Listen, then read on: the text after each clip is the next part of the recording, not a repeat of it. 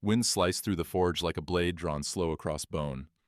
Snow fell in tight spirals, each flake sharp enough to sting. The anvil sat cold, frosted at its edges where the fire hadn't reached. Coal smoke rose thick, reluctant, clinging to the rafters. Caleb Thorne bent over the bellows, alone as he'd been for 3 winters straight when the sound cut through, high, broken, a child's cry that didn't stop. She stumbled through the storm barefoot, dress frozen stiff at the hem, collapsed at his boots, gasping. "My mother," her voice cracked, "tied to the ridge. 3 hours now, papers frozen to her chest." Caleb looked past her, saw the outcrop through the blizzard, a dark shape lashed to pale rock, unmoving. The town knew. They'd left her there on purpose. He grabbed his coat. The marshal was already on his way to stop him. The climb was steep, wind cutting hard enough to peel skin. Caleb's boots punched through crusted snow, each step loud in the white silence. Kaya stumbled behind him, her breath ragged, small hand gripping the back of his coat. The woman came into focus slow, bronze skin gone gray, black hair ice-matted across her face. Ropes bit deep into her wrists, carved red lines that wept.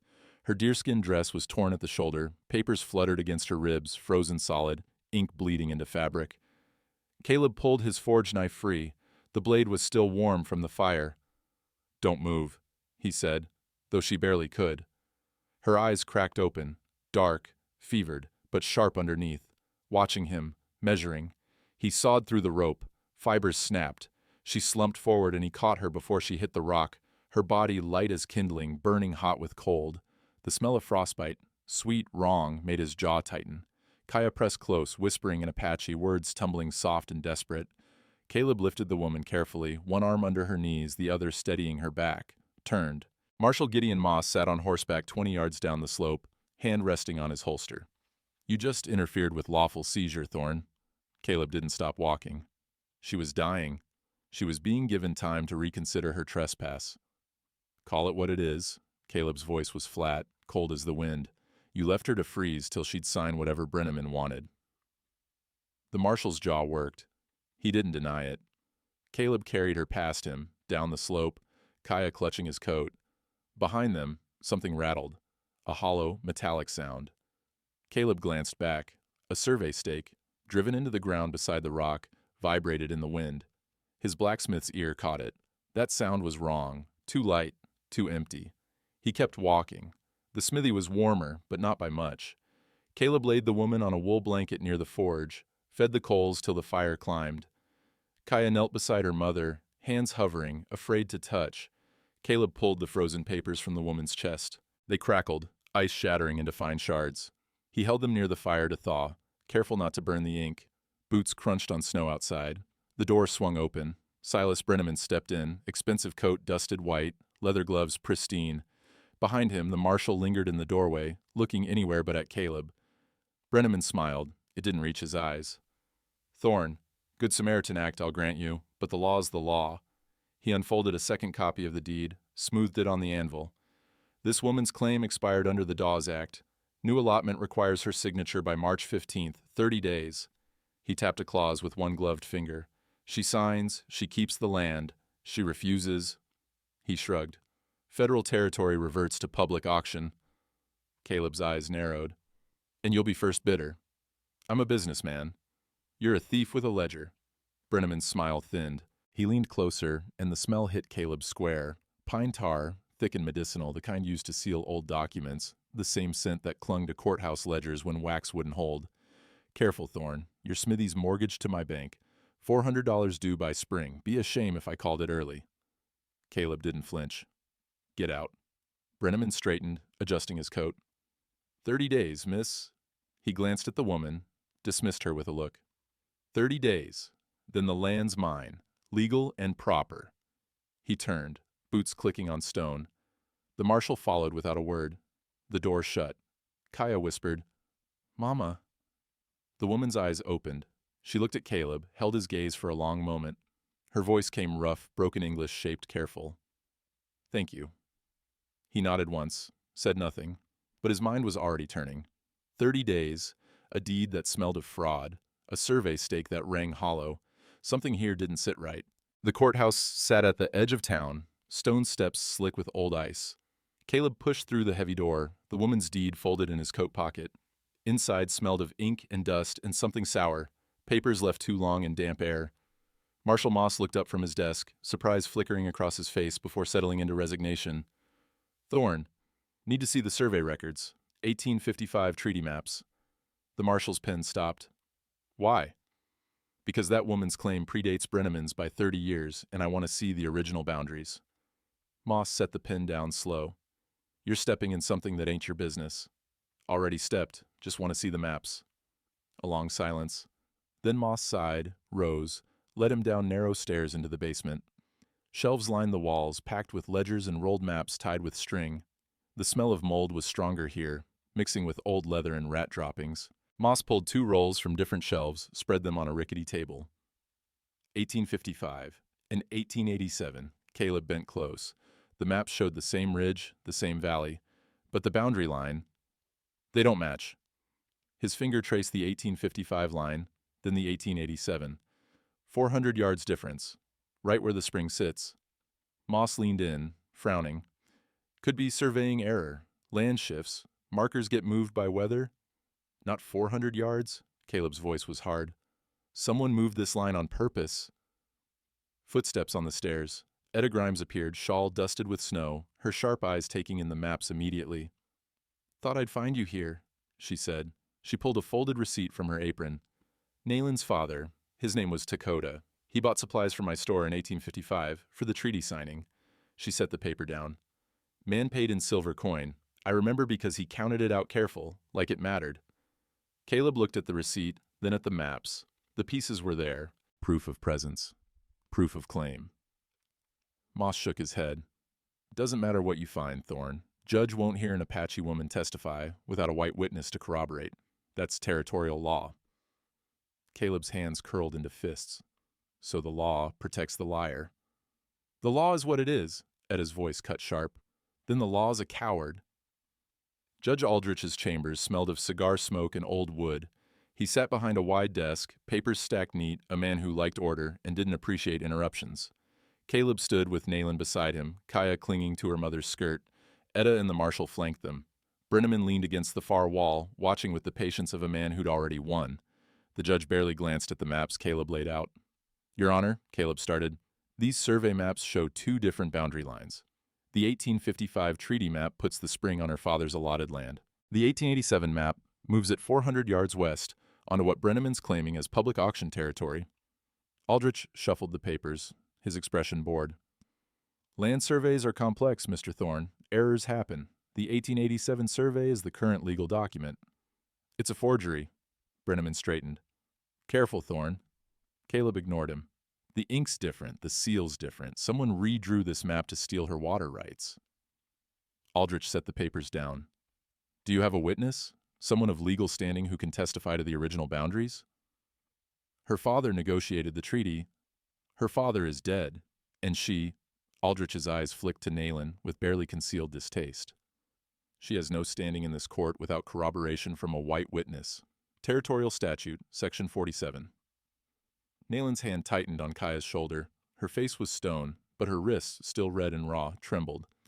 Caleb's voice dropped, dangerous. So you're saying the law won't hear her because of what she is. I'm saying the law requires proper procedure. Aldrich closed the folder. Case dismissed. Miss, whatever her name is, has until March 15th to sign the new allotment deed or vacate the property. The gavel cracked down.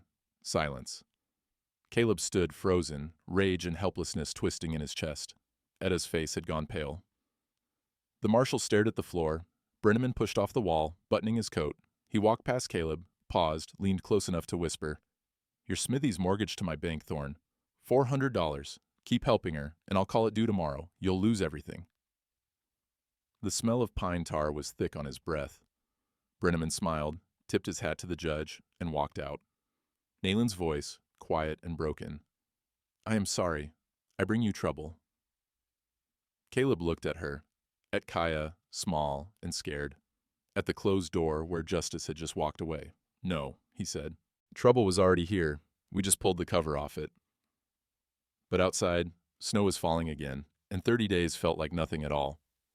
Reverend Dutch Keller's church was small, timber frame, the kind that creaked in the wind. Caleb found him in the back room, surrounded by dusty ledgers and old record books, candlelight throwing long shadows on the walls. Dutch looked up, wire-rimmed spectacles sliding down his nose. "Heard about the judge." Caleb nodded, said nothing. Dutch set down the book he'd been reading, a county register from 1854. "I've been going through the church records. Baptisms, marriages, land blessings. Sometimes the church kept better records than the courthouse." He pulled another ledger, flipped pages. "Your Nayland, her father's name appears 3 times. Once for a marriage blessing, once for a child's naming ceremony, and once—" He tapped a page. "Here, 1855, treaty witness list." Caleb leaned in. The ink was faded but legible. Dakota of the Piegan Blackfeet, witness and signatory. "He was there," Dutch said. "Official, legal." "Judge won't care. Says she needs a white witness." Dutch's jaw tightened. "Then we find one." He stood, walked to a shelf lined with Bibles, some new, some ancient, leather cracked and spines broken. He ran his finger along them, muttering. "Old clerk Matthias. He was here during the treaty signing. Honest man. Meticulous. When he retired in 56, he told me—" Dutch paused, pulled a thick Bible from the shelf. "He told me he hid things. Important things. Said, 'Truth has a way of being inconvenient, Dutch. Best keep it somewhere thieves don't look.'" He set the Bible on the table, opened it carefully. The spine cracked. Pages whispered. Etta appeared in the doorway, snow melting off her shawl. "Caleb, thought I'd find you here." She stepped in, glanced at the Bible. "What are we looking for?" Dutch turned pages slowly, scanning margins. Something Matthias would have considered worth hiding. 3 pairs of eyes searched. Minutes passed. The candle burned lower. Then Dutch stopped. His finger hovered over a handwritten note in the margin of Exodus, chapter 23. Treaty map, safe from thieves, glory to God. M.H. Etta's breath caught. M.H. Matthias Holt. Caleb's pulse quickened. "Where?" Dutch lifted the Bible, examined the spine, felt along the stitching, paused. "Here." His fingers found a seam that didn't match the others. Carefully, he worked a small knife under the thread, cutting slow. The binding opened. Inside, folded tight and sealed with wax, was a piece of aged parchment. Dutch unfolded it with shaking hands. The map was ink-drawn, meticulous, dated 1855. The boundary line ran clear and unmistakable, 400 yards east of Brenneman's version, right through the spring. "Lord have mercy," Dutch whispered. Etta touched the edge of the map, reverent. "This is it. This is proof." Caleb stared at this map, something tight in his chest loosening. "The ink." Dutch leaned close, squinting. "County seal, 1855, different from the one on Brenneman's map." He looked up. "This is the original." For the first time in days, Caleb let himself hope. They spread the map on the table beside the 1887 forgery. Even in candlelight, the differences were stark. The original's ink had aged to brown, the lines careful and deliberate. The 1887 map's ink was darker, newer, the seals subtly different in size and shape. Nayland stood in the doorway, Kaya beside her. Dutch motioned them in.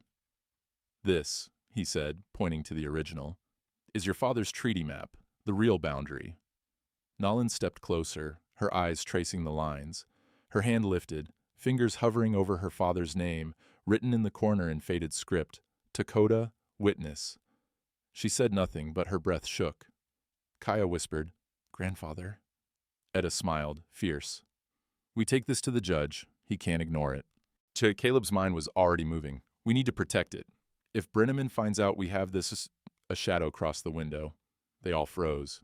Dutch moved to the glass, peered out. A man stood near the church gate, hat pulled low, watching. One of Brenneman's hired hands. "He's been there 10 minutes, Dutch said quietly. Caleb's hand moved to his belt. "He saw us come in." Etta's voice was tight. "Brenneman will know by morning." Nayland's eyes met Caleb's. Fear, yes, but something else too. Resolve. Dutch carefully refolded the map, slid it into an oilcloth pouch. "I'll keep it here, in the church. Brenneman's a lot of things, but he won't burn the house of God." Caleb wasn't so sure. Outside, the hired hand turned and walked away, boots crunching in the snow. The wind picked up, rattling the church windows. Kaya pressed closer to her mother. "Will they come for us?" Caleb looked at the map, at the proof they'd fought for, at the shadow disappearing into the night. "Yes," he said. "They will." The smell hit first. Smoke, sharp and wrong, cutting through the cold night air. Caleb was halfway back to the smithy when he saw it. Orange glow flickering against the church windows, not the soft light of candles. Fire! He ran. Dutch was already outside, bucket in hand, face streaked with soot. The storeroom at the back of the church belched black smoke through a broken window. Flames licked at the wooden frame, hungry, spreading fast. The map. Caleb grabbed Dutch's arm. Safe. I moved it to the altar before I smelled the smoke. Dutch coughed, eyes watering. But if this spreads to the main hall... Caleb didn't wait. He grabbed a bucket from the well, hauled it up, the rope burning his palms. Water sloshed over the sides as he ran. Dutch was already throwing another bucket through the window, steam hissing where it hit. Etta appeared, breathless, 2 more townswomen behind her. They formed a line, well to fire, passing buckets hand to hand. The flames fought back, roaring louder, but slowly, inch by inch, they beat it down. 20 minutes, 30. Finally, the fire died to embers, smoke thinning to gray wisps. Caleb stood in the charred storeroom, breathing hard. The walls were black, the floor slick with water and ash. A kerosene can lay in the corner, cap off, the smell unmistakable. Dutch picked it up, jaw tight. This wasn't an accident. Etta's voice came from the doorway, shaking with anger. Brenneman. Outside, hoofbeats. 2 riders approached slow, silhouettes against the snow. Caleb recognized the lean one, Brenneman's hired hand, the same man who'd watched the church earlier. The rider reined in, leaned forward in the saddle. His voice carried cold and clear. Reverend, shame about the fire. Could have been worse. He smiled, teeth white in the dark. Mr. Brenneman wanted me to remind you, freight contracts come up for renewal next month. Town depends on those contracts. Be a shame if the church lost its supply line because the preacher couldn't mind his own business. Dutch stepped forward, fists clenched. You tell Brenneman if he wants to threaten me, he can do it to my face like a man. The rider's smile widened. He don't need to threaten, Reverend. He just needs to wait. Map or no map, the law's already decided. Judge won't hear her. You're wasting your time. He turned his horse, the second rider following. They disappeared into the night, leaving only hoof prints and the stink of burned wood. Caleb watched them go, rage coiling tight in his chest. Dutch's hand on his shoulder. The map's safe. That's what matters. But Caleb could see it in the older man's eyes. Fear, buried deep but present. Brenneman wasn't just fighting them in court anymore. He was making it personal, making it costly. Go home, Dutch said quietly. Get some rest. We'll figure this out in the morning. Caleb nodded, but sleep felt impossible. Behind them, the church stood damaged but standing, smoke still rising faint against the stars. Morning came gray and cold. Caleb walked back to the smithy, muscles aching from the night's fight. The forge was dark, the fire dead. He'd been gone too long. He stopped. A paper was nailed to his door. Heavy stock, official seal, the kind of document that changed lives. His hands were steady as he pulled it free, but his gut knew before his eyes read the words. Notice of foreclosure, Montana Territorial Bank. Principal due, $400, payment required, 14 days. Failure to pay, results in seizure of property and assets, signed, dated, stamped. Legal and binding. 14 days, not spring, not the end of the month when he'd planned to scrape together the payment from 3 months of work. 14 days. Caleb's breath came slow, controlled. He read it again, looking for a mistake, a loophole, anything. Nothing. Boots crunched behind him. He turned. Brenneman stood 10 feet away, 2 men flanking him. The land speculator's coat was pristine despite the snow, his gloves spotless. He looked at the notice in Caleb's hand and smiled. Morning, Thorne. Caleb said nothing. I did warn you. Brenneman's tone was almost sympathetic. $400, due in full by the 28th. That's... He pretended to count on his fingers. 14 days from now. Think you can manage that? Caleb's voice came flat, dangerous. You moved up the payment date. I exercised a clause in your contract. Perfectly legal. Bank has the right to call loans early if the borrower engages in activities deemed risky. Brenneman's smile sharpened. Harboring a fugitive, interfering with lawful property disputes, associating with known criminals. She's not a criminal. The law says otherwise. And you, Thorne, have made yourself an accessory. Brenneman stepped closer, lowered his voice. You've got a choice. Walk away from this. Let the woman sign the deed, or leave. I'll extend your loan back to the original terms. You keep your smithy, keep your livelihood. All you have to do is stop. Caleb looked at him. at the men behind him, at the foreclosure notice in his hand. And if I don't? Brenneman's expression hardened. Then in 14 days I take everything. The forge, the tools, the land, all of it. You'll have nothing. Silence stretched between them, cold as the wind. Caleb folded the notice, slid it into his pocket. Get off my property. Brenneman's jaw ticked. You're a fool, Thorne. Maybe, but I'm not a thief. Brenneman stared at him a long moment, then turned, motioned to his men. They walked away, boots crunching in the snow. Caleb stood alone in front of his smithy, the notice heavy in his pocket, the weight of it pressing down like a physical thing. Inside, he heard movement. The door creaked open. Kaya stood there, small and wide-eyed, Nolan behind her. The girl had been working the bellows. He could see the coal dust on her hands, the way she'd tried to get the fire going the way he'd taught her, trying to help, trying to be useful. She looked at him, read something in his face. What's wrong? Caleb knelt down, eye level with her, pulled the notice from his pocket, smoothed it out. She couldn't read most of it, but she understood enough. The bad man, she whispered. Yes. Nolan's hand rested on her daughter's shoulder. Her voice was quiet, measured. You should let us go. This is not your fight. Caleb looked at her, at the rope scars still red on her wrists, at Kaya, who'd started calling him Mr. Caleb with a softness that made his chest ache. At the forge behind them, the only thing he had left of the life he'd built after his family died. 14 days to save it, or lose everything. He thought of his son, 7 years old, buried beside his mother under a cottonwood tree 200 miles south. The way the boy used to watch him work the forge, eyes bright with wonder, the way Kaya watched him now. No, he said. His voice was steady, final. This became my fight the moment I cut those ropes. Nalen's eyes held his, searching. She nodded slowly, understanding something unspoken. Kaya slipped her small hand into his. We'll help. We'll find a way. Caleb looked down at her, this child who'd already seen too much cruelty, offering him hope he wasn't sure he deserved. Yeah, he said quietly. We'll find a way. But as he looked out at the valley, at the snow that wouldn't stop falling, at the 14 days that stood between him and ruin, he didn't know if finding a way would be enough. Brenneman had moved the fight from the courthouse to here, to home, to everything Caleb had left. And the cost of losing wasn't just land anymore, it was family. The forge burned steady now, heat pushing back the cold. Caleb fed coal into the fire, pumped the bellows until the flames climbed white-hot. Kaya stood beside him, watching every movement with the intensity of someone trying to memorize a language she didn't yet speak. You want to learn? He asked.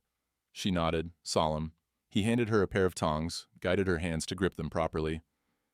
Metal remembers heat. You shape it when it's soft, and it holds that shape forever.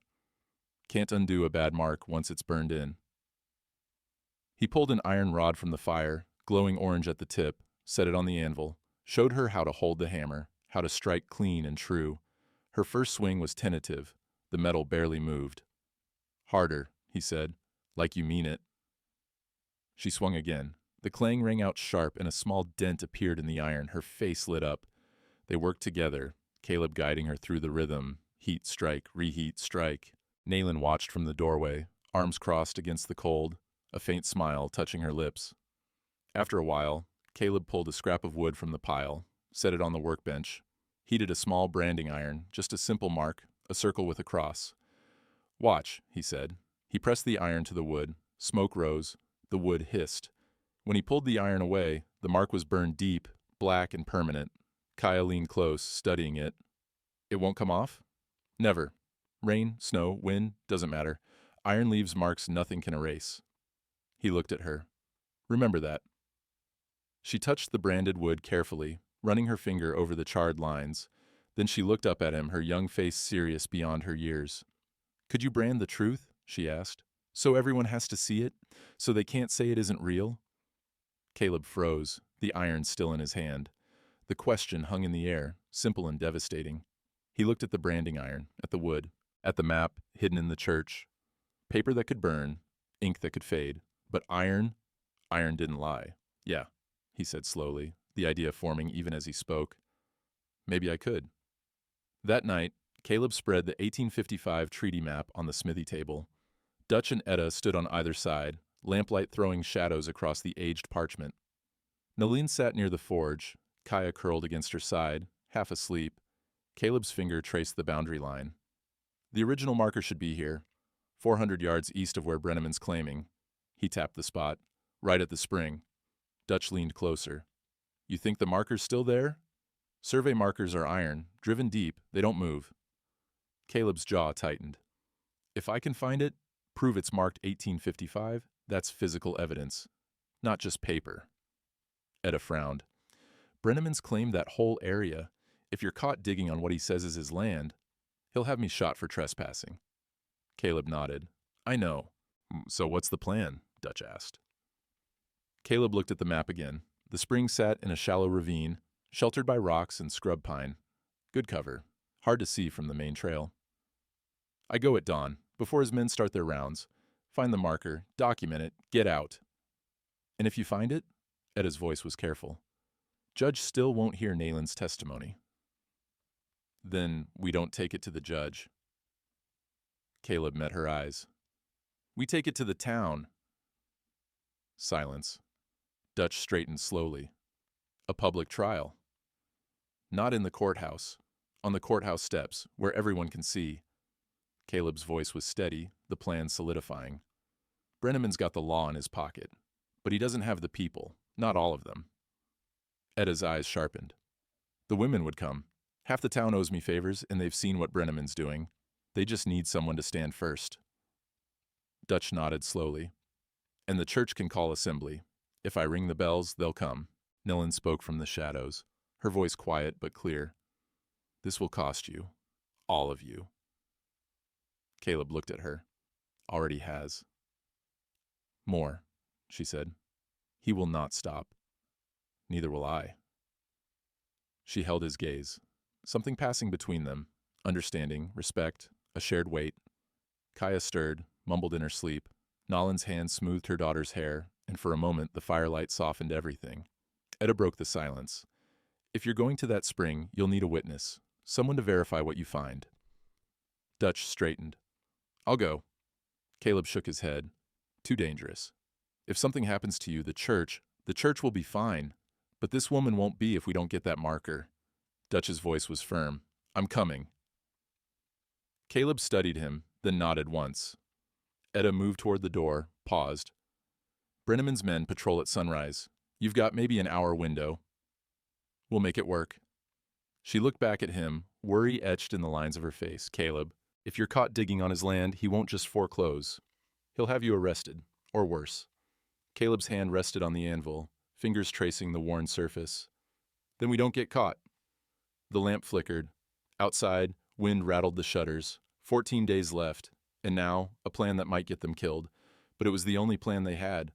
The saloon smelled of whiskey and sawdust, smoke thick enough to choke on. Men crowded the bar, voices rising, tempers short. Word had spread fast. The blacksmith was digging where he shouldn't, the preacher was stirring trouble, and Brenneman wasn't pleased. Etta pushed through the door, 3 townswomen behind her. The room went quiet. She walked to the center, boots loud on the wood floor, and turned to face them all. You all know what's happening. Brenneman's trying to steal that woman's land through a forged deed, and now he's threatening anyone who helps her. A man near the bar, one of Brenneman's freight haulers, spat into the sawdust. She's a squatter, got no legal claim. You're stirring up trouble over nothing. Nothing? Etta's voice cracked like a whip. He left her tied to a rock in a blizzard. That's not law. That's murder dressed up legal. Murmurs rippled through the crowd. Some nodded. Others looked away. Another man spoke up, older, face weathered. Brenneman controls the freight contracts, the bank. Half the businesses in this valley owe him money. You cross him, you lose everything. So you'd rather let him steal? Etta's eyes blazed. Let him run roughshod over anyone who can't fight back? It ain't our fight, someone muttered. Etta stepped up onto a chair, then onto the bar itself, standing tall above them. Her voice rang out clear and hard. Any man who'd let a woman freeze for a piece of paper ain't a man. He's a coward hiding behind a title. The room erupted. Shouts, arguments, chairs scraping. One of the townswomen, Sarah, the baker's wife, stepped forward. My husband hauled freight for Brenneman for 10 years. When he got sick, Brenneman didn't pay his last 3 months' wages, said he'd breached contract by not finishing the route. Her voice shook. We nearly starved, so don't tell me this ain't our fight. Another woman joined her, then another. The men shifted, uncomfortable. Some still glared, but others, faces Etta knew, men who'd been decent once, looked uncertain. Then from the back, a quiet voice. Marshal Moss's wife stepped into the light. She was small, dark-haired, her skin a shade deeper than most in the room. She'd always been quiet, always stayed in the background. Not tonight. She walked forward, stopped beside Etta. Her English was careful, each word chosen deliberate. My mother was Cheyenne, she said. My father, white. I know what it is to have no voice, to be told you are less. Her eyes swept the room. This woman, Nolan, she is not less, is not. Her father signed a treaty, her land is hers, and if we let Brenneman take it because the law says her voice doesn't count. She paused. Then we are no better than the men who drove my mother's people from their homes. Silence. The marshal stood in the doorway, hat in hand, staring at his wife. She met his eyes, steady, defiant. Etta reached down, helped her up onto the bar. The two women stood together, flanked by the others. So here's the question, Etta said. Are you men, or are you Brenneman's dogs? The room held its breath. Then one man stood, a farmer, land poor but proud. He nodded to Etta, walked out.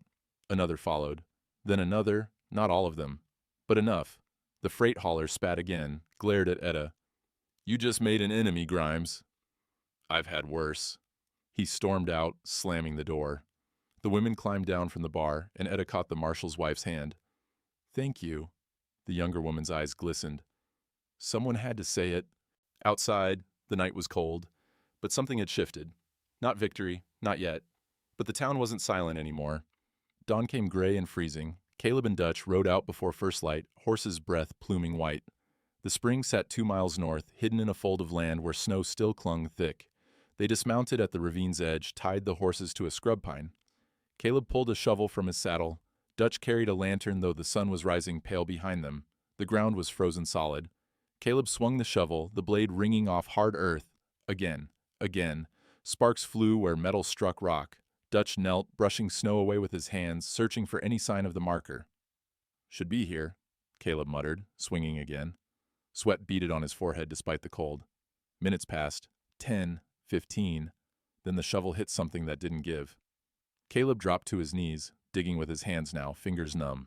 Dutch brought the lantern closer. Iron. Rusted, ancient, but unmistakable. They dug faster, clearing mud and ice until the shape emerged. A surveyor's marker, 3 feet tall, driven deep into bedrock. Stamped into the iron, weathered but legible. U.S. Survey, 1855, true. True north. Caleb sat back on his heels, breathing hard. Dutch pulled a rag from his coat, wiped the marker clean, traced the letters with his finger. Lord have mercy. Paper can lie, Caleb said quietly, echoing Dutch's words from before.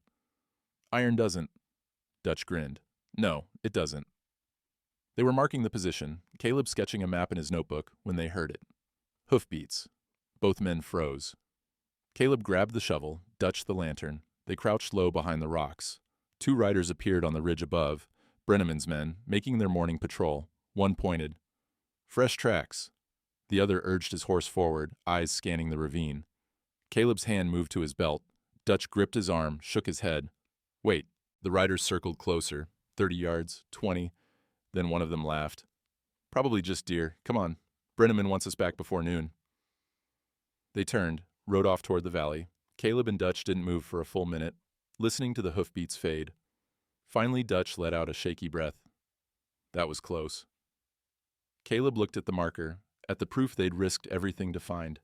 He pulled a length of rope from his coat, tied it around the marker's base. We need to bring this back, show the town. It weighs 200 pounds. Then we bring them here. Caleb stood, decision made. Public assembly, on this spot. Let them see it with their own eyes. Dutch's grin widened.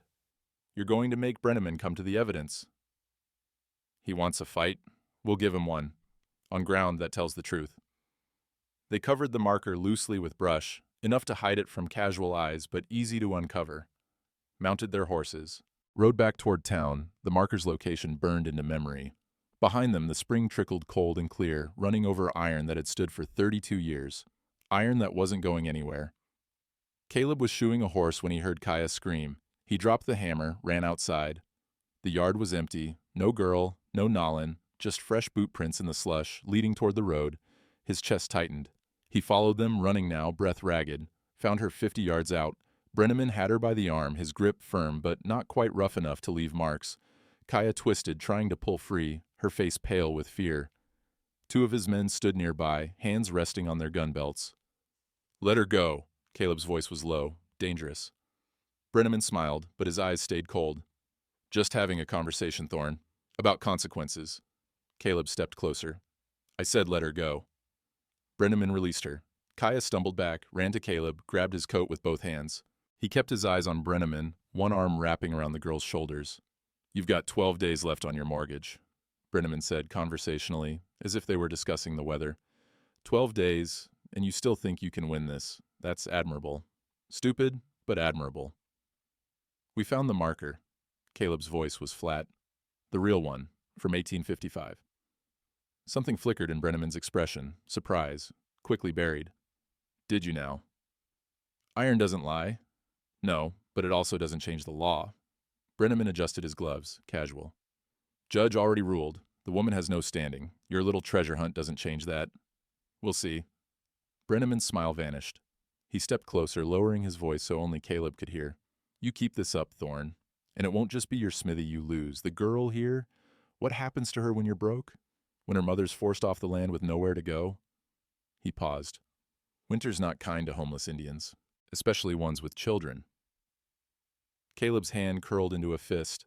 Brenneman noticed, his smile returning. "Go ahead. Hit me. Give me a reason to have the marshal arrest you for assault, then you'll be in jail while I foreclose, while I evict them, while—" Caleb's hand moved, not toward Brenneman's face, toward his belt, where the branding iron hung, his fingers wrapped around the handle, the metal still warm from the morning's forge work. He didn't draw it, just held it. Brenneman's eyes flicked down, then back up. For the first time, something like uncertainty crossed his face. "You threatening me with a forge tool, Thorne?" Caleb's voice came quiet, steady. "No. Just remembering something someone told me. Iron leaves marks nothing can erase." He let go of the branding iron, took Kaya's hand instead. "Stay away from her. Stay away from all of us." He turned, started walking back to the smithy. Brenneman's voice followed him. 12 days, Thorne. Then you'll have nothing. And when she's gone and forgotten, you'll realize you threw your life away for a woman who doesn't even speak proper English." Caleb didn't turn around, but his jaw tightened, and Kaya felt his hand shake. Not with fear, with rage barely leashed. They walked in silence back to the smithy. Nalene met them at the door, her face stricken. She'd seen it all from the window. "He touched you?" Her voice was ice. Kaya nodded. Nalene pulled her daughter close, her eyes meeting Caleb's over the girl's head. In that look, fury, helplessness, shame that she couldn't protect her own child. Caleb turned away, walked to the forge, fed coal into the fire, pumped the bellows until the flames roared white-hot. His hands were steady. But inside, something had broken loose. Brenneman had crossed a line. And now there was no going back, for either of them. The church bells started ringing at noon. Not the usual gentle call to Sunday service. This was urgent, insistent. The kind of ringing that meant fire or flood or something the town needed to hear. People stopped in the streets, looked toward the church, started walking. By the time Caleb arrived, a crowd had gathered on the courthouse steps. 30 people. 40. More coming. Dutch stood at the top, still pulling the bell rope, his face set with determination. Etta stood beside him, flanked by the townswomen from the saloon. The marshal's wife was there too, chin raised despite the stares. Dutch let the bell fall silent. His voice carried clear across the square. "This town has a choice to make." The crowd murmured, uncertain. "Silas Brenneman has used the law as a weapon. He's forged land deeds, burned church property, threatened anyone who stands against him. And now—" Dutch's voice hardened. "Now he's threatening children." Gasps rippled through the crowd. Heads turned, looking for Brenneman, but he wasn't there, smart enough to stay away. Dutch continued. "The courthouse won't hear the truth, so we're going to hear it ourselves, right here, tomorrow at noon." "That's not legal," someone shouted, one of Brenneman's men. "Neither is leaving a woman to freeze," Dutch shot back. "Neither is arson, neither is fraud." The crowd shifted, uncomfortable. Some nodded, others looked ready to leave. Etta stepped forward. We've all lived under his thumb long enough. Afraid to speak because he controls the bank, the freight, the contracts. But what good is money if we've sold our souls for it? The marshal's wife spoke next, her voice quiet but carrying. My mother's people were driven from their land by men who said the law was on their side, men who used paper and guns and fear to take what wasn't theirs. She looked around at the crowd. I won't watch it happen again. Not here, not when I have a voice. Silence. Then Caleb stepped through the crowd, carrying a wooden crate. He set it down on the courthouse steps with a heavy thud. Dutch nodded to him. Show them. Caleb opened the crate. Inside, wrapped in oilcloth, lay 3 items: the 1855 treaty map, the 1887 forged survey, and a rubbing he'd made of the iron marker, the stamped letters clear as day, even on paper. U.S. Survey, 1855, true north. He held them up, one by one.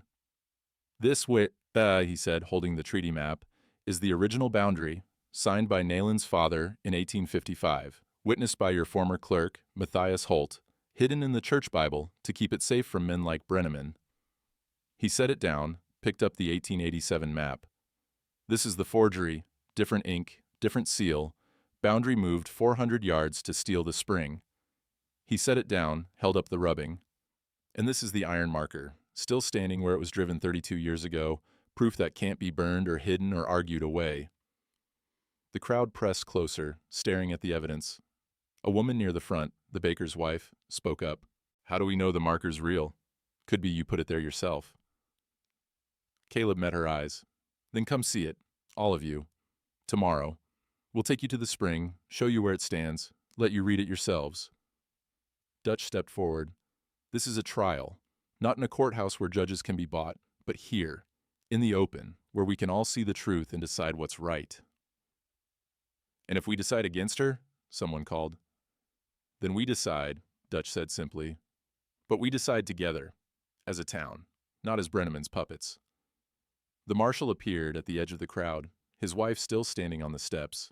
He looked at her, at the evidence, at the crowd. This is irregular, he said slowly. So is arson, Etta replied. The marshal's jaw worked. He looked at his wife again. She held his gaze, unflinching. Finally, he sighed. I can't stop you from gathering, freedom of assembly, but... He raised his voice, addressing everyone. But if this turns violent, I will arrest people. Law's the law, even if we don't like how it's written. Fair enough, Dutch said. The marshal nodded once, then stepped back. His wife came down from the steps, took his hand. He didn't pull away. Caleb looked out at the crowd, some hostile, some curious, some openly supportive. Not everyone, not even most, but enough. Dutch's voice rang out one last time. Tomorrow, noon, we meet at the spring, we see the marker, and then we decide, as a town, what justice looks like. The crowd began to disperse, voices rising in argument and discussion. Some headed toward the saloon, others toward the church. Caleb started to pack the evidence back into the crate when Etta grabbed his arm. Brenneman will hear about this in an hour, she said quietly. He won't let it happen. I know. He'll come for you tonight, for the evidence, for all of it. Caleb looked at the church, at the smithy beyond it, at the 12 days he had left. Then we'll be ready. Dutch joined them, his face grave. I'll keep the map in the church, locked in the altar, and I'll sleep there tonight. He already tried to burn it once, Caleb warned. Then he'll have to burn me with it. Caleb gripped his shoulder. Thank you. Nayland approached, Kaya at her side. The girl's eyes were wide, taking in everything. Tomorrow, Nayland said. They will see? They'll see, Caleb confirmed. She nodded slowly.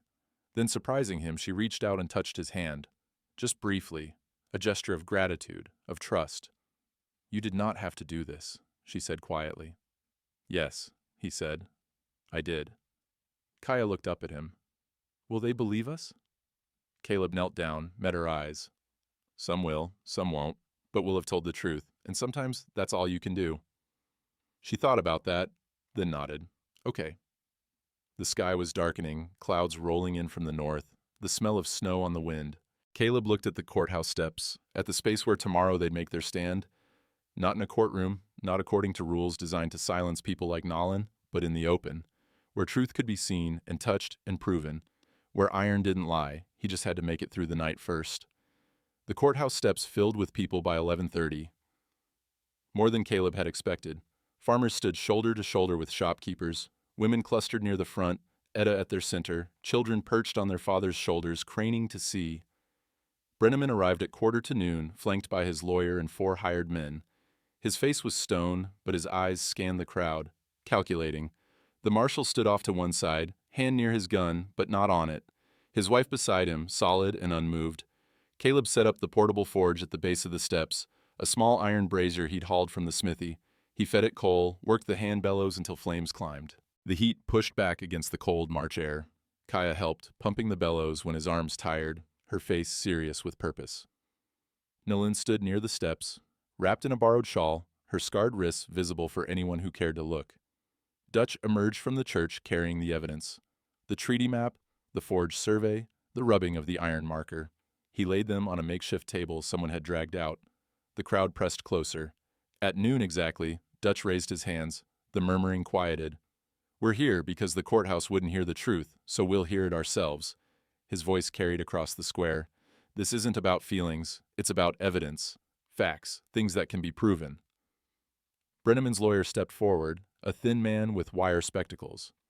"This is highly irregular. You have no authority to—" "We have the authority of witnesses," Dutch cut him off. "The same authority any jury has. We're not passing legal judgment. We're determining what's true, and then we'll act accordingly." The lawyer opened his mouth, closed it, looked at Brenneman, who gave a slight shake of his head. "Let them dig their own grave." Dutch held up the treaty map first. "Original boundary, 1855, signed by Takota of the Piegan Blackfeet, witnessed and recorded by County Clerk Matthias Holt." He held up the 1887 survey. "Revised boundary, different ink, different seal, moved 400 yards west." Murmurs rippled through the crowd. "Could be a legitimate resurvey," someone called. "Could be," Dutch agreed. "Except for this." Caleb stepped forward. He'd been heating the hollow survey stake, the one from the ridge where Nayland had been tied. He pulled it from the forge with tongs, held it up. "This is the stake Brenneman's men drove at the new boundary." He tapped it with a hammer. The sound rang hollow, tinny, fake. "Now listen to this." He set down the hollow stake, pulled out a second piece of iron, a section he'd cut from the real marker that morning, with Dutch as witness, solid, heavy, stamped with official marks. He tapped it.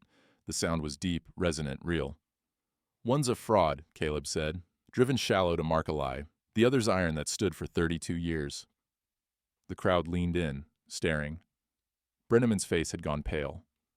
"You had no right to damage government property." "It's evidence," Caleb cut him off. "And it proves you moved the boundary to steal her water." The lawyer tried again. "Even if that's true, it doesn't change the fact that she has no legal standing to—" "She has standing here." The voice came from the crowd. The marshal's wife stepped forward, climbed the steps until she stood beside Dutch. "My name is Margaret Moss. My mother was Cheyenne. My father, white." Her voice shook slightly, but she didn't falter. "The law says an Indian woman can't testify without a white witness, so I'll be her witness." Gasps, heads turning. The marshal stared at his wife, shock written across his face. Not at what she was, he'd known, but that she'd say it here, publicly, where it would cost her. Margaret continued, voice growing stronger. "I've seen the marker, I've read the treaty map, I've compared the seals, and I testify, before all of you, that Nayland's claim is legitimate, that Silas Brenneman forged the 1887 survey to steal land that was never his." Silence. Then Etta started clapping, slow at first, then faster. Other women joined, then men, not all of them, but enough. Brenneman's face twisted. "This is a farce, a mob pretending to be—" "Truth," Caleb said. He pulled the branding iron from the forge, white hot, glowing. The crowd fell silent. "You wanted legal?" Caleb's voice was steady. "Here's legal. Permanent, undeniable." He turned to the courthouse post, the wooden beam that marked the entrance. Official, public, seen by everyone who passed. He pressed the iron to the wood. Smoke rose. The wood hissed, charred, blackened. The smell of burning filled the air. When he pulled the iron away, letters stood seared deep into the post. True North, 1855. No one spoke. Caleb set the iron down. "There, that's the truth, branded where the whole town can see it. Can't be erased, can't be changed, can't be bought." He looked at Brenneman. "Your move." Brenneman's control snapped. This is insane. He turned to the marshal. Moss, arrest him. He just defaced government property. The marshal looked at the branded post, at his wife standing on the steps, at the crowd watching, waiting. Did he? Moss said slowly. Or did he just make a public record that'll outlast any paper you can forge? Brenneman's face went crimson. You work for me. I work for the law. The marshal's voice was quiet but firm. And right now, the law's looking pretty crooked. Brenneman turned to his hired men. Get that woman off my land, now. None of them moved. One, a lean man with a scarred jaw, shook his head. Ain't getting paid enough to fight a whole town, Mr. Brenneman. You're fired. The man shrugged, walked away. The others followed. Brenneman stood alone now, his lawyer edging backward. Dutch stepped forward, holding the treaty map. The question before this assembly is simple. Do we honor the original boundary? Do we recognize Nolan's legitimate claim? Or do we let fraud stand because it's easier than fighting? All in favor, Etta called out. Hands rose. Not everyone. Maybe half the crowd, but half was enough. Opposed? A scattering of hands. Brenneman's remaining supporters. Not enough to matter. Dutch nodded. Then it's decided. This assembly recognizes Nalen's claim as legitimate under the 855 treaty. The crowd erupted. Some cheering, some grumbling, everyone talking at once. The marshal stepped forward, pulled a pair of handcuffs from his belt. Silas Brenneman, you're under arrest for fraud, arson, and attempted murder. Brenneman's eyes went wide. You can't. I can. And I am. Moss's voice was steel. You left a woman to freeze. You burned church property. You forged legal documents. That's enough to hold you till the circuit judge comes through. The circuit judge works for the territory, not for you, Moss snapped the cuffs on. You're done. Brenneman looked around, at the crowd, at the branded post, at his lawyer already disappearing into the throng. His voice came out strangled. This isn't over. Yeah, Caleb said quietly. It is. The marshal led Brenneman away, the crowd parting. Margaret Moss watched her husband go, then turned to Nolan. I'm sorry, she said. For what was done to you, for how long it took us to stand. Nolan reached out, took her hand. You stood. That is enough. Kaya grabbed Caleb's coat, buried her face against him. He felt her shoulders shake, not with fear this time, with relief. Dutch began rolling up the maps, carefully preserving them. Etta organized the women to dismantle the makeshift trial setup. The crowd slowly dispersed, voices still raised in argument and wonder. Caleb stood before the branded post, smoke still rising faint from the charred wood. True North, 1855. The words would stay there. Through rain, through snow, through years. Iron didn't lie. And now, neither did the town. 3 days later, the marshal's office smelled of coffee and old paper. Nayland sat across from his desk, Kaya on her lap, Caleb standing behind them. Dutch and Etta flanked the door like sentries. Marshal Moss slid the corrected deed across the desk. Clean paper, proper ink, boundaries drawn exactly where the 1855 treaty map showed them. Sign here, he said, his voice neutral, but not unkind. Nayland stared at the document for a long moment. Her hands trembled slightly as she picked up the pen, the first time Caleb had seen her hold one. Kaya whispered something in Apache. Nayland nodded, dipped the pen in ink, and carefully wrote her name. The letters were shaky, unpracticed, but legible. Naline, daughter of Takota. She set the pen down. Moss blotted the signature, stamped the deed with the territorial seal, and slid it back to her. It's done. The land is yours, legal and recorded. Naline held the paper like it might dissolve in her hands. Kaya touched the edge, tracing her mother's signature with one finger. Thank you, Naline said quietly. Moss nodded once, looked at his wife standing in the corner. Margaret gave him a small smile, proud, relieved. What about Brenneman? Etta asked. Circuit judge comes through in 2 weeks. Till then, he's in the holding cell. Moss leaned back in his chair. Evidence is pretty clear. Forged documents, arson, exposure. He'll face trial. And the bank? Caleb asked. The foreclosure? Moss pulled another paper from his desk. Bank examiner came through yesterday. Found some interesting irregularities in Brenneman's loan practices. Turns out half the foreclosures he issued weren't legal, including yours. He slid the paper to Caleb. Your mortgage reverts to original terms. Payment due in spring like it was always supposed to be. Caleb took the paper, Read it twice to be sure. The weight that had pressed on his chest for 2 weeks lifted slightly. So I keep the smithy. You keep the smithy. Etta laughed, the sound bright and sudden. Brenneman tried to destroy you, and ended up destroying himself. Pride before the fall, Dutch murmured. Outside, boots scuffed on the boardwalk. The door opened and Brenneman's lawyer stepped in, hatless, coat rumpled, looking like he hadn't slept.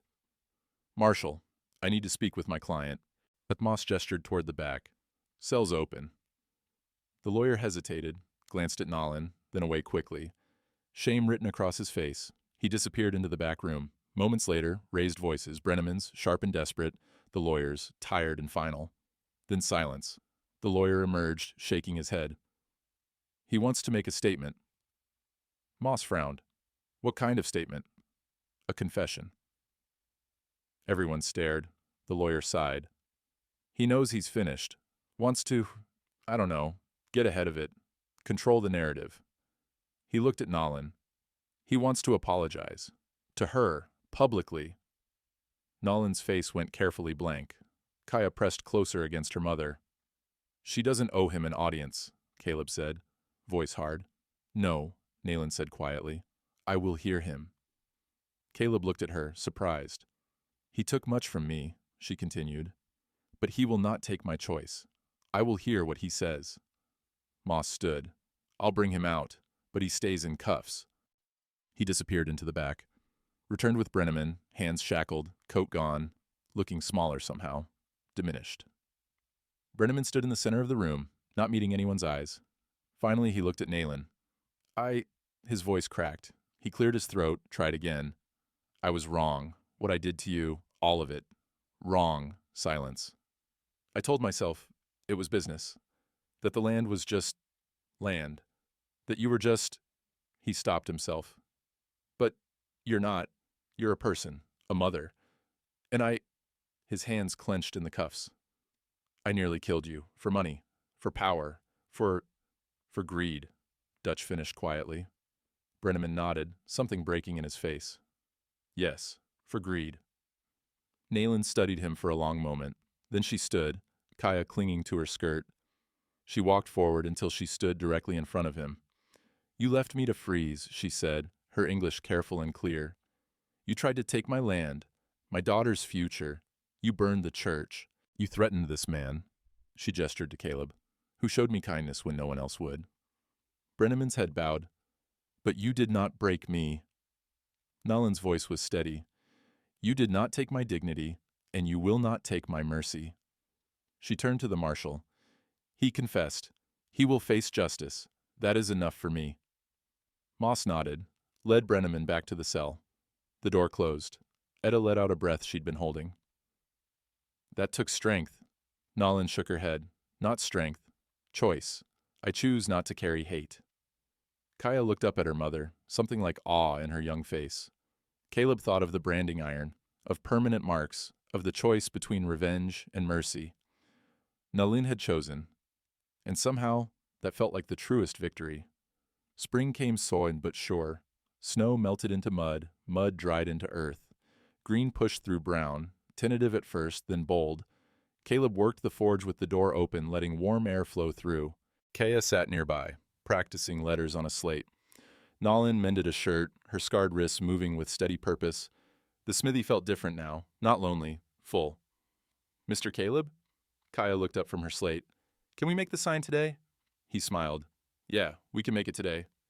He'd been putting it off, not sure of the words, but this morning, waking to birdsong and Kaya's laughter from the yard, he'd known. He heated the branding iron, a new one, custom-made, the letters shaped careful and deliberate. Kaya pumped the bellows, her small arms strong now from weeks of practice. When the iron glowed white, he pulled it free, carried it outside. The old sign hung above the door, Thorn Blacksmith. He took it down, set it aside. Nayland brought out the new board, smooth pine, sanded and ready. Caleb positioned the iron, looked at Kaya. You want to help? Her eyes went wide. Really? Really. She gripped the handle below his hands. Together, they pressed the iron to the wood. Smoke rose. The wood hissed and charred. The smell of burning pine filled the air, sharp, clean, permanent. They pulled the iron away. The letters stood black and deep: Thorn and Daughter, Blacksmith and Ironworks. Kaya stared at it, her mouth open. Daughter, that's me? Caleb knelt beside her, eye level. By iron and fire, yes. Tears spilled down her cheeks. She threw her arms around his neck, holding tight. Nalen's hand covered her mouth, her own eyes wet. Caleb held the girl, this child who wasn't his by blood, but was his by every choice that mattered. He felt the ghosts of his own son and wife. Not haunting anymore, but watching, approving. He'd lost a family once. Thought he'd never have another. But family, he'd learned, wasn't just blood. It was who you'd walk through a blizzard for, who you'd fight the law for, who you'd brand your name beside, permanent as iron. When Kaya finally pulled back, he helped her lift the new sign. Together they nailed it above the door. Nolan stood beside them, her hand on Kaya's shoulder, her eyes on the sign. It is good, she said softly. Yeah, Caleb agreed. It is. Dutch and Etta arrived an hour later, bringing bread and jam. Margaret Moss came too, carrying a pie still warm from the oven. The marshal followed, looking uncomfortable but present. They gathered in the smithy yard, sitting on logs and overturned buckets, eating and talking. The townswomen shared gossip. The men discussed spring planting. Kaya showed off her letters. It wasn't much, just neighbors being neighbors. But after everything, the cold, the cruelty, the fight, it felt like everything. As the sun dipped low, painting the valley gold, Caleb looked around at the faces. At Dutch, who'd risked his church. At Etta, who'd rallied the town. At Margaret, who'd found her voice. At the marshal, who'd chosen justice over convenience. At Nolan and Kaya, safe and home. He thought of the question Kaya had asked weeks ago, in the middle of the fight. Will you stay? He'd answered then, but now, watching Kaya laugh as Etta taught her to braid, watching Nolan smile, really smile, soft and unguarded, he answered again, yes, he would stay. Not because he had to, but because this small, hard-won family, this community that had chosen truth over comfort, was worth staying for. The iron marker still stood at the spring 2 miles north, true north 1855. But the real north, Caleb thought, wasn't a direction, it was a choice, made every day, to stand for something, to protect someone, to stay when leaving would be easier. He looked at the sign above his door. Thorn and Daughter, iron didn't lie. And neither did his heart. Spring came slow that year, but it came. Snow pulled back from the ridge like a held breath finally released. Wildflowers, pale yellow, stubborn purple, broke through the mud where Nalan had been tied. Kaya picked a handful and carried them to the boundary line. The true one, the one the iron marker had always known. She planted them at the base of the marker, patting the soil with her small hands, whispered something in Apache, a prayer maybe, or a promise to the grandfather she'd never met. Caleb watched from the spring's edge, hammer resting against his shoulder. The forge glowed steady back at the smithy, heat and purpose in equal measure. Nalan stood beside him, her wrists healed, the rope scars fading into the kind of strength that doesn't announce itself but can't be mistaken. They didn't talk much, the three of them. Words had done their work already, in courthouses, on church steps, in the hiss of iron against wood. What remained was quieter. Morning coffee. Kaya learning to read the deed her mother now owned. The sound of the bellows pumping, steady as a heartbeat. Brenneman's trial lasted 3 days. The jury took 20 minutes. The bank sold the foreclosed properties back to the families he'd cheated. Nolan's spring among them. The valley didn't forget, but it learned. Some nights, Caleb still thought of his son, 7 years old, gone to fever, buried beside his mother under a cottonwood tree. The ache never left entirely. But grief, he'd learned, could share space with other things. With Kaya's laughter when she branded her first horseshoe, with Nolan humming Apache songs while she mended his coat, with the knowledge that staying, not drifting, was the braver choice. The iron marker still stood at the boundary, rusted but permanent. Caleb had brushed the wildflowers from it one last time before they took root. True north, it said, not just a direction, a way to live. And when the last snow melted, the valley remembered not the cruelty of winter, but the warmth of the forge that refused to go cold.